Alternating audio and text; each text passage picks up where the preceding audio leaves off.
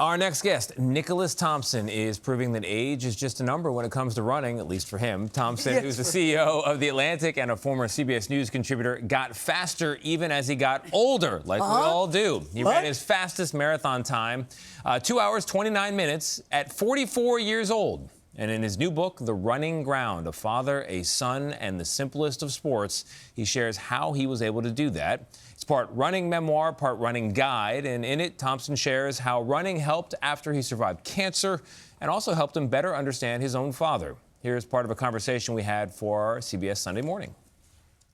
So the line between pleasure and pain in this, and I don't want to go 50 shades of gray here, but like you do right that like pain is a process of improvement, and improvement is a pleasurable process. And so at a certain point, pain does become pleasure. Pleasure, yes. And that's the key. If you're going to get better at running, you have to find that moment where you're like, oh, actually, I enjoy this, right? Like that feeling you get after you do a hard run and your quads hurt and your calves hurt and like maybe you can't walk that well. Like you have to enjoy that because you know it's part of a process of getting better. And that's great, right? I woke up this morning and a couple of muscles really hurt from the workout this weekend. And I was like, yeah. Yep, and there we are. Oh, yeah, okay. There you go.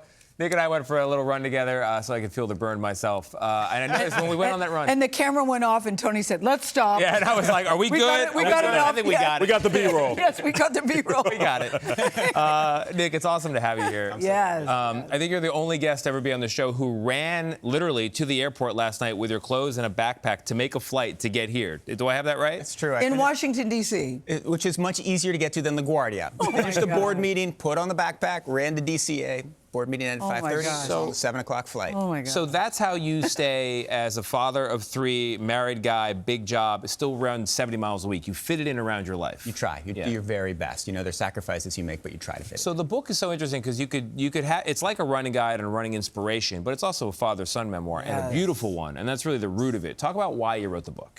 I wrote the book for a couple of reasons. One was when I tried really hard to get faster in my 30s, and I couldn't. And then I got a lot faster in my 40s. And so I was like, wait, why? Because it wasn't like I didn't understand the sport in my 30s. Yeah. And so I started to think about what happened, and I realized there were two interesting causes. One was the process of mourning my father. And two, I had gotten sick. I had gotten cancer when I was 30 years old. Thyroid cancer. And right before that, I had run 2:43. And then my entire 30s, I had run 2:43. And I realized, I run over and over again. My teammates nicknamed me Mr. 243. And I realized that I had just trying to been as fast as I was before I got sick. And I hadn't let myself get fast. So that realization made me realize that what makes someone fast, what makes someone slow, what makes someone run is buried really deep inside, and that's why I started writing the book. But, I actually hate running, but you made me think of it differently. You said it's one foot in front of the other. It's something anybody can do. You open the front door and off you go. Simplified it, right? Yes, that I thought, wow, I never thought about it in those particular terms. But I was also fascinated by the relationship with your dad. You guys will talk about that later. I want to focus on the thyroid cancer. Yeah. You just showed us the scar from that because I was so taken with that. You were diagnosed and you're misdiagnosed, and then unfortunately you do have the thyroid cancer at the age of 30. But you're talking to Arthur Brooks, who says about happiness. He says the #1 predictor of happiness and satisfaction is you get cancer and you survive it. Yeah. Do you think that's true? I think it's borne out in the data. It was an amazing moment. I hadn't thought about it this way. And he didn't know you had cancer. Arthur didn't know I had cancer. We were just sitting in a van at an event, and I was like, what is the #1 predictor of happiness? He's like, post-traumatic growth after getting cancer and surviving it. Because what happens, you come to the precipice, right, and you worry about your mortality. And I had thyroid cancer, not pancreatic cancer, but you worry about your mortality, and then when you're through, you take life more seriously. You care more about your most important relationships. Every day matters more. Having faced death, you care more about life. And so I do think it was a very important part of my growing up. Yeah, you talk about that moment where you weren't getting faster. I love this book because it's relatable and people can extract from it and apply it to anything they're going through in life. What is your advice for people? Not people that just want to get involved in running or want to get faster, but people that feel like they are stuck in a moment. So it's to try and to push yourself. So I had a fun experience with my mother. Right? And she's 77, and it's like my reflexes are getting worse. It's going to get worse and worse every day. I was like, no, Mom, it doesn't have to. So we went out on the porch, and I was like, I'm going to throw you tennis balls. right? And so she would catch it and step right, step left. And it's like, there is a process. There's an aging process. It can make you stuck. It can make you go backwards. So true. Yeah. Or you can say, you know what? I'm going to try to figure this out, and I'm going to go in the other direction. Well, that's what you did. This book inspires you to The go in book that is other so direction. good. Yeah, Yes, it is. It's so layered and so good. Bravo, Nick. so glad And you you'll like be it. back in the 9 o'clock hour. We'll talk about your dad some more. The book is The Running Ground. It's on sale now. Buy it for the runner or the non-runner in your life. That'll do it for us. We'll see you tomorrow. Our next guest has found pleasure in the sometimes painful act of running. He's the CEO of The Atlantic and a former CBS News contributor, Nick Thompson. He writes about all this in his new book, The Running Ground, A Father, a Son, and the Simplest of Sports. It's part memoir, part guide to running if you're into it. Nick Thompson joins us now, and you will be into it if you read the book. Thank you. Because it's given you so much, and I started running literally because it's like the Stop Smoking book, but for running. I started running because of the book. And you've been running ever since. I have been running ever since. I'm going to run today. In our 8 o'clock hour, we talked a bit about the nuts and bolts of running. I want to talk more about your dad here, because he introduced you to running and then is in some ways the reason why you continued running. Yeah. To be close to him, but also to avoid some of his worst qualities. Totally. So my father would take me running when I was about 5 years old. We would go run around Boston, where I lived, and then I watched him run the 1982 New York Marathon. But my dad is a force of utter chaos, and his life was falling apart at that time. He's coming out of the closet. His career wasn't working. He was becoming an alcoholic. And running helped him hold his life together then. But then his life kind of spirals out. And as it does, he and I still run together. We still talk about running. It's one of the ways that we communicate, even as life gets incredibly hard for him. And so you have 3 sons. Yeah. How do you approach the expectations you set for your own sons, given your relationship with your father, his relationship with his father? So what I try to do with my kids, and I don't know whether I do the perfect job with it, is to support them in whatever they want to do, but to force them to do nothing. And so I don't say, hey, you should go running, it would be good for your soccer team. But if they ever want to go running, I go with them. And it has been interesting, 2 of my sons train incredibly hard for soccer. One of them trains harder than I do. No, he does not. Yes, he does. And if they ever want to go running, I will go run with them. My 3rd son, he's taken a lot of like the discipline that I have in my life, but he's applied it all to his schoolwork and to his work, and he doesn't run.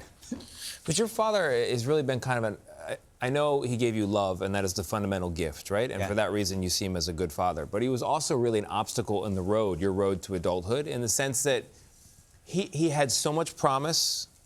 The promise flamed out, and you were worried because of him, because he literally told you your life is going to fall apart. Yeah. That your life was going to fall apart. Yeah, so my dad, I'll just take a step back, tell a little more about him. He's this like amazing character. He comes out of Oklahoma, he's a rough father, isn't happy, gets a scholarship to Andover, gets a scholarship to Stanford, like wins a Rhodes Scholarship. John F. Kennedy says he's gonna be president. He's like profiled in Life magazine. Like the guy is on top of the world. Wasn't he right? almost Secretary of State? He's almost head of the policy planning department in the State Department. Like, the guy is just so smart, and everybody loves him, but he can't get his life on track. And so then there's this period where I was just talking about, when he's about 40, and his life starts unraveling. And by the end of his life, he's running something like a brothel in the Philippines. He's like blackmailing me for money, saying he's going to kill himself because he needs money to pay his prostitutes, right? He is a tricky guy to handle. But, right, talking about parenthood, what did he do for me? Like, we communicated every day. He loved me.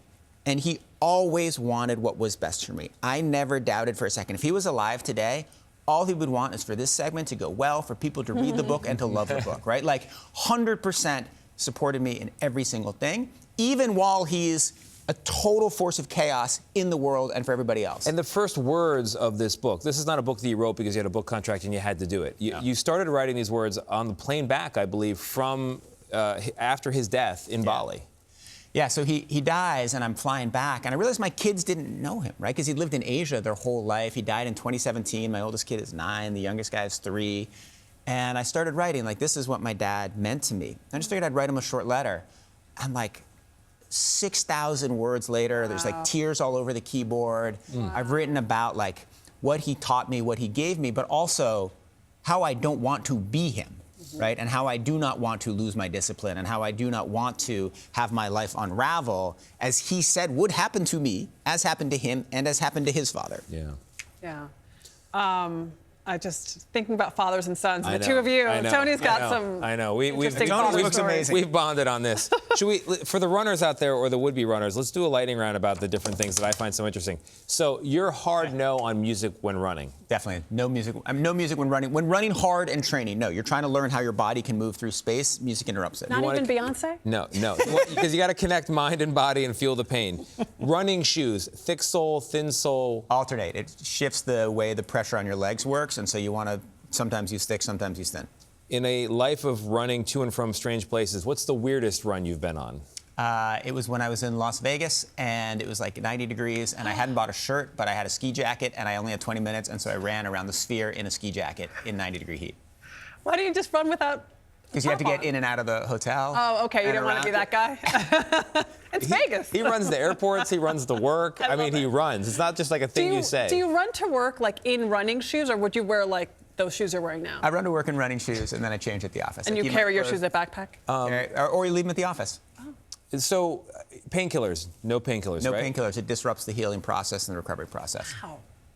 It's amazing. Your next book should be about pure nutrition. Fastest Nutrition, marathon time. Efficiency. I ran a 2:29. 2:29. Nick, the Kenyan Thompson. Love having you on. I'm not going to run that this coming Sunday in New York, but I did. The book's called The Running Ground. Check it out. You're going to love it.